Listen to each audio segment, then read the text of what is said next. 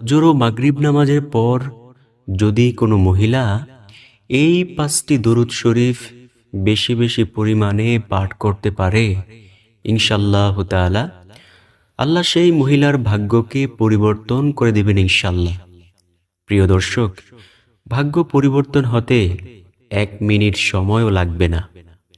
যে ব্যক্তির ভাগ্যটা বড়ই মন্দ, সেই ব্যক্তি বোঝে দুনিয়ায় তার কত জ্বালা।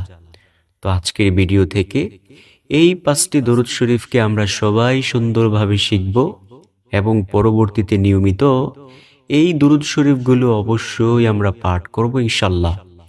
নবীজি সাল্লাল্লাহু আলাইহি ওয়াসাল্লামের আদেশ, যদি কোনো ব্যক্তি আমার প্রতি বেশি বেশি পরিমাণে দরুদ শরীফ পাঠ করে, হাশরের ময়দানে সে আমার একেবারে নিকটেই থাকবে।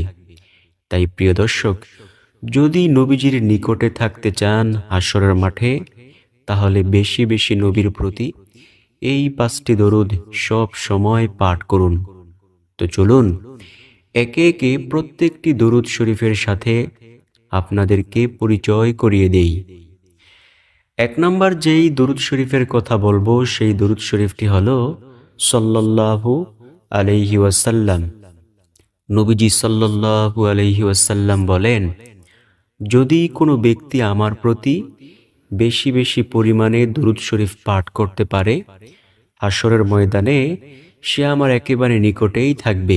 সেই মজার মুহূর্তটা কেমন হবে যদি আপনি নবীজি সাল্লাল্লাহু আলাইহি ওয়াসাল্লামকে নিজ চোখে দেখেন, নবীও আপনাকে দেখবে। নবীর কি একটু মায়া হবে না আপনার জন্য? প্রিয় দর্শক, নবী তো ছিলেন উম্মতের কাণ্ডারি, এখনো তিনি উম্মতের জন্য রওজার মধ্যে শুয়ে কান্না করতেছেন।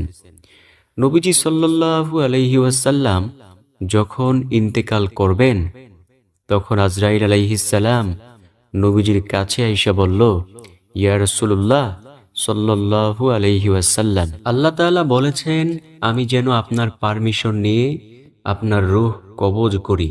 ও নবী, আপনি যদি আমাকে হুকুম করেন তাহলে আমি অবশ্যই আপনার রূহটাকে কবজ করব, আর যদি আপনি আমাকে বলেন এখন সময় হয় নাই, আমি সাথে সাথে চলে যাব।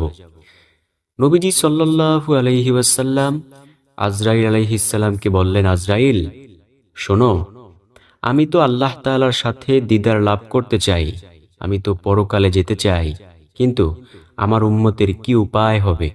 তুমি একটু আল্লাহ তাআলাকে বলো তো, আল্লাহ তাআলা আমার উম্মতের জামিনদার গ্রহণ করবেননি?